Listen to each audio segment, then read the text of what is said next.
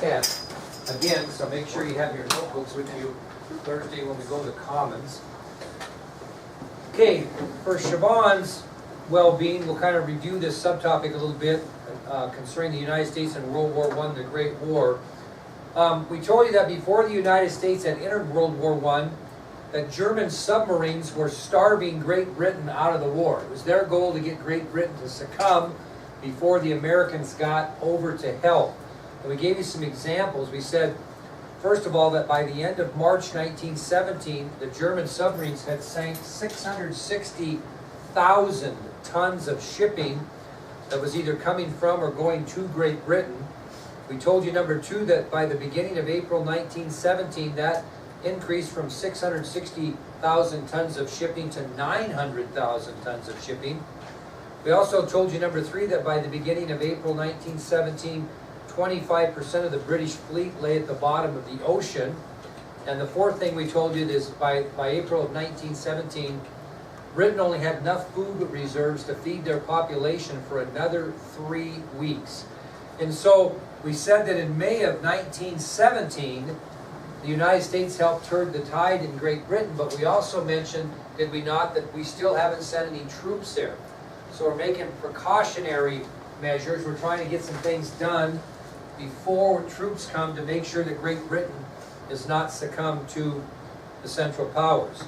So what happened in May of 1917 is an admiral by the name of William Sims developed a plan in which American vessels that were taking supplies to Great Britain would travel in convoys.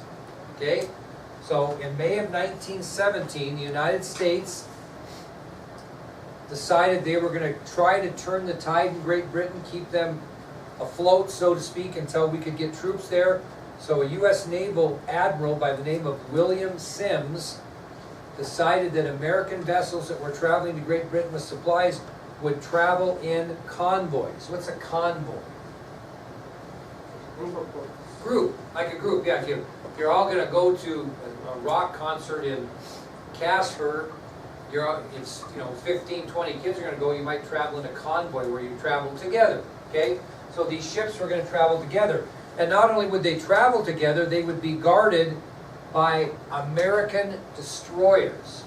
They were going to be guarded by American destroyers. So in essence, what you'd have here is you'd have many American ships that would be traveling to Great Britain in convoys, and there would be American destroyers with anti-submarine warfare flanking the convoy to protect those ships from those German submarines. So that's what William Sims did, is he said, we're going to send American vessels with supplies to keep Britain afloat, so to speak, till we can get there, by traveling these American vessels in convoys protected by American destroyers that were designed with anti-submarine warfare. So by July of 1917, the United States was able to send 34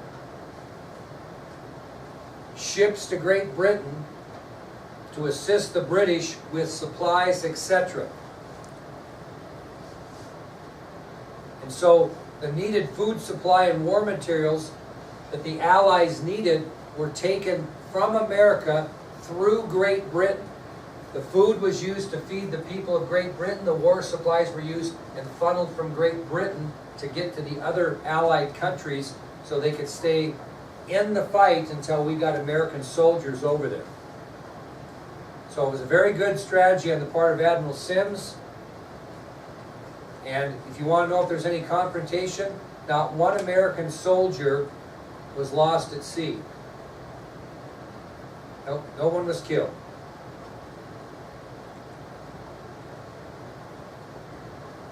Now, that's going to take us back to getting troops prepared to go to Europe.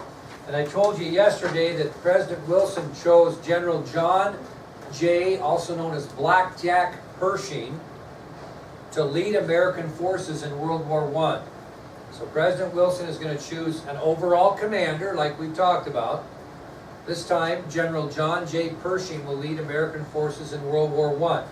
And Pershing's American troops in World War I became known as the American Expeditionary Force. So General John J. Pershing was chosen by President Wilson to lead American troops in World War I, and his troops became known as the American Expeditionary Force. And I kind of mentioned to you this yesterday, European leaders really wanted military help from the United States immediately. And they were very, very frustrated with General Pershing because he was not just shipping soldiers over immediately.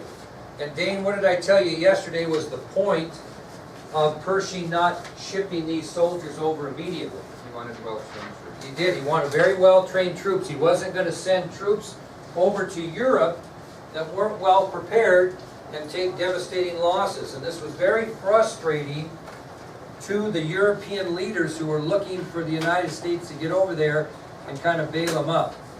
Now, I'll give you a little statistic here. We entered the war in the spring of 1917, correct? Spring of 1917. Well, most American troops did not arrive until March of 1918. So that gives you a little bit of an idea of how he was very much committed to training troops. So even though we entered the war in the spring of 1917, we didn't send troops. Most of them arrived in March of 1918.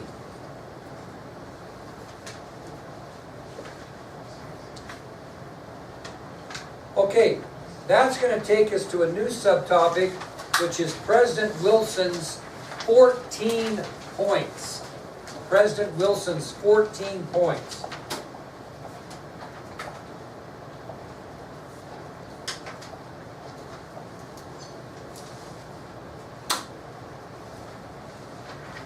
Okay, on January 8th of 1918, January 8th of 1918, during the course of World War I, President Wilson gave a very famous speech to Congress.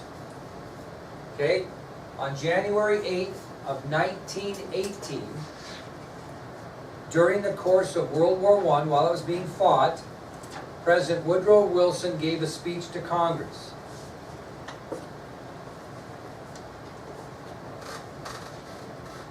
Now, the president's speech outlined,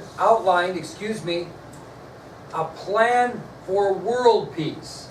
He was concerned about this world war. And he was pretty confident, as it turns out to be, that once America gets over there, this isn't going to last very long. Okay? And so he was already planning, so to speak, for world peace. And basically in his speech to Congress, he told Germany she may be equal, but not a master. So what does he mean, Delaney, when he says to the American Congress that Germany may be equal? He referred to her, the country as she. She may be equal, but not a master. Equal to who? America, but not better than. Okay, that's basically what he said. And this plan for world peace that Wilson envisions after World War I ends became known in history as the 14 points. So Wilson's plan for world peace after World War I became known as the 14 points. Now, you have the handout in front of you, and you should probably get that out so you can see it. But I'm not going to read them all, but I'm going to kind of explain what the points stated. Points 1 through 5, and you can see them on your sheet. Basically, points 1 through 5 called for two things. Okay, and I'll read them, I guess. 1 through 5 says, 1 says, don't write this down, but 1 says, open covenants of peace openly arrived at. Covenants of peace openly arrived at. Number 2, freedom of the seas in peace and war. 3, equality of trade conditions.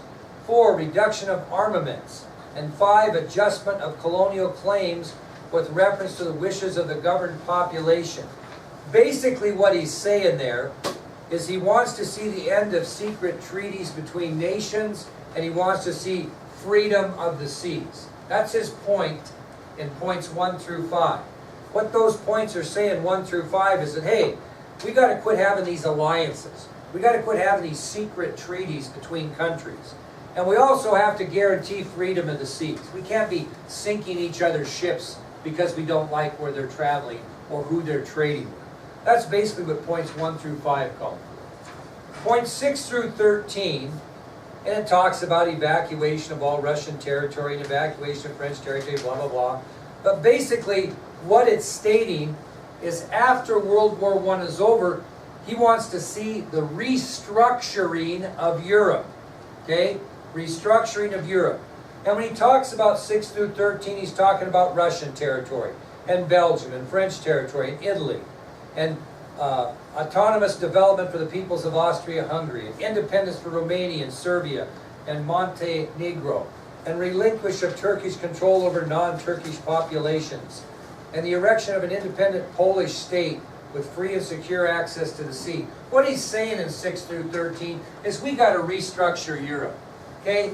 This business between the Serbs and the Bosnians and Austria-Hungary and French control and Russian control, we got to get things lined out so we don't have any more issues that lead to a world war. So points 6 through 13 simply talk about restructuring Europe after World War I.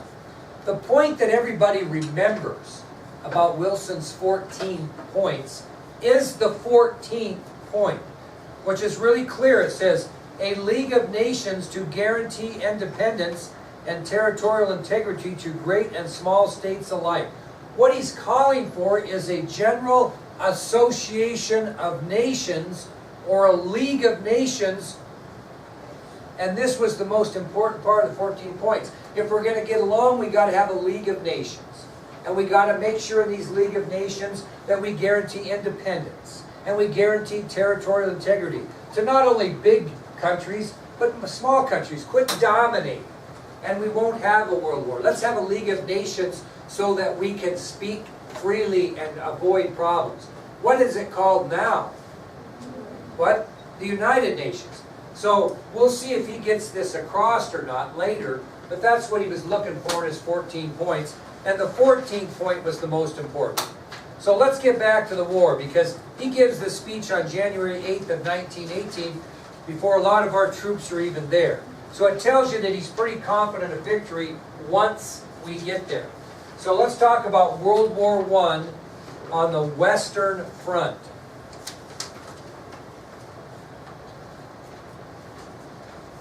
Now, the German strategy prior to America getting involved was to march to France, right, and conquer France, and then march to Russia and conquer Russia. That was before Great Britain got in, and they got brought in because of this, their stomping through Belgium, right, without permission. So the strategy is going to change for the Germans once the United States enters the war. What's the German goal going to be? Think about it, but don't think too hard.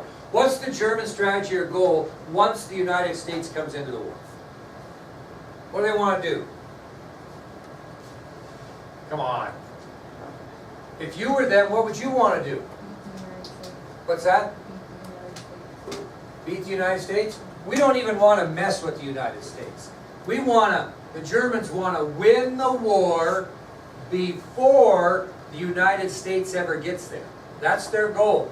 Because they know once the United States has troops on the ground, they're not going to have much of a chance. So the German goal was to try to win the war in Europe before the United States could send troops in. And they were pleased that Pershing was taking his time, because it gave them more time to win. Now in 1918, on the Western Front, which is the western part of Europe, there were two very important battles fought in France before American troops even arrived. So in 1918, there were two very important battles fought in France before the American troops even arrived. The first one occurred on March 21st of 1918, and it was known as the Battle of the Somme River. Battle of the Somme River. And who was this between? The Allies and the Central Powers. The second important battle fought in France before American troops arrived happened on April 9th of 1918. and that was the Battle of the Lys River. So two very important battles, key battles to the end or continuation of World War I happened in France in 1918, March 21st, the Battle of the Somme River, and April 9th, the Battle of the Lys River. You know who won these? Who won, the Allies or the Axis? Or not, the Allies or the Central Powers? No, you know what happened? They fought to a tie or stalemate. And that was very much to the advantage of the Allies, because these stalemates at the Battle of the Somme River and the Battle of the Lys River would ensure extra time for American troops to arrive. If they would have lost both those battles, speaking of the Allies, France would have been lost, and it would have just been a matter of time. Now, the first battle in France that was fought by American soldiers was the Battle of Chateau Thierry. The Battle of Chateau Thierry. That was just 50 miles from Paris, France. So this is a big battle to win. So the first battle fought by American soldiers in World War I was the Battle of Chateau Thierry, which was fought just 50 miles from Paris, France.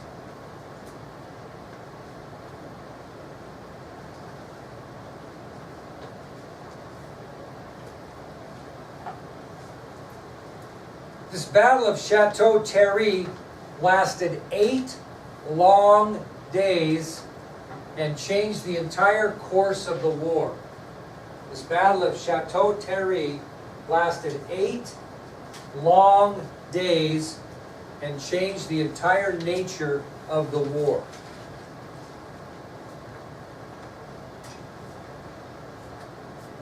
The Allies were led by French Field Marshal Ferdinand Foch. French Field Marshal Ferdinand Foch led the Allies at the Battle of Chateau Thierry.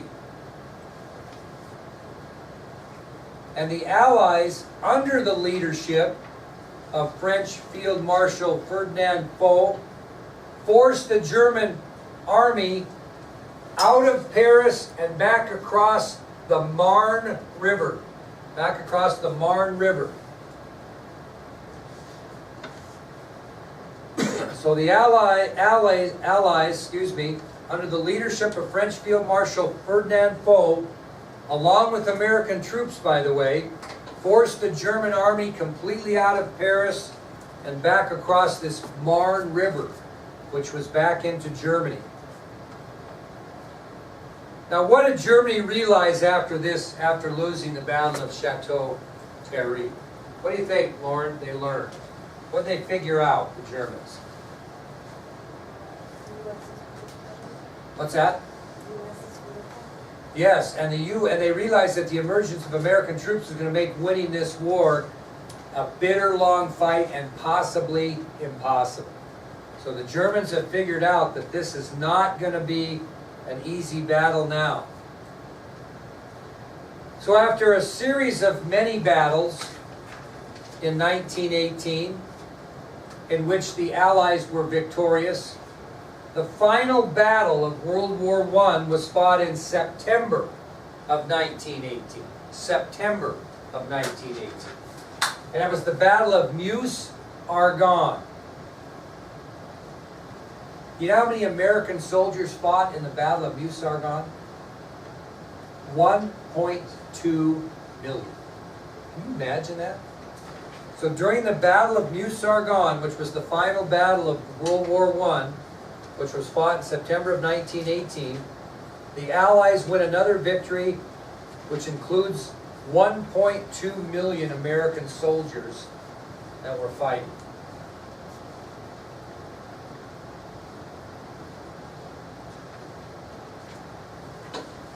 Well, that takes us then to the end of World War I. As you can see, when did most of our troops arrive?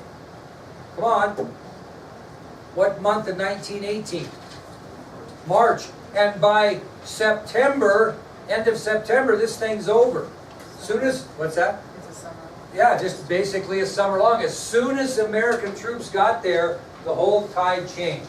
So, on November 9th of 1918, after the Germans lost at Meuse-Argonne, German Kaiser Wilhelm II fled from Germany.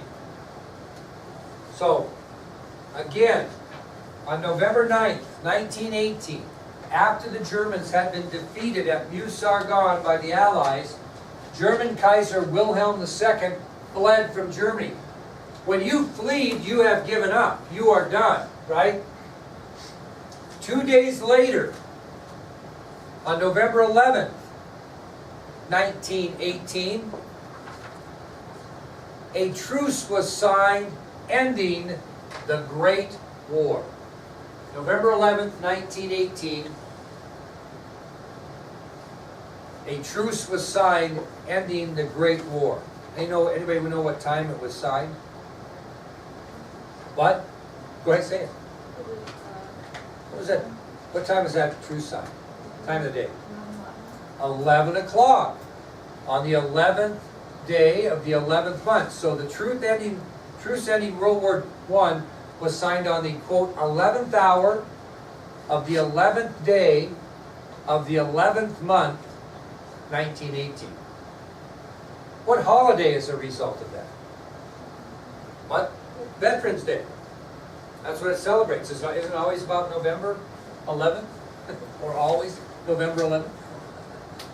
So the truce that ended World War I was signed on the 11th hour of the 11th day of the 11th month, 1918. So there's no question that the arrival of the United States of America had won the war for the Allies, although the loss of life was tremendous. Now, this is just amazing.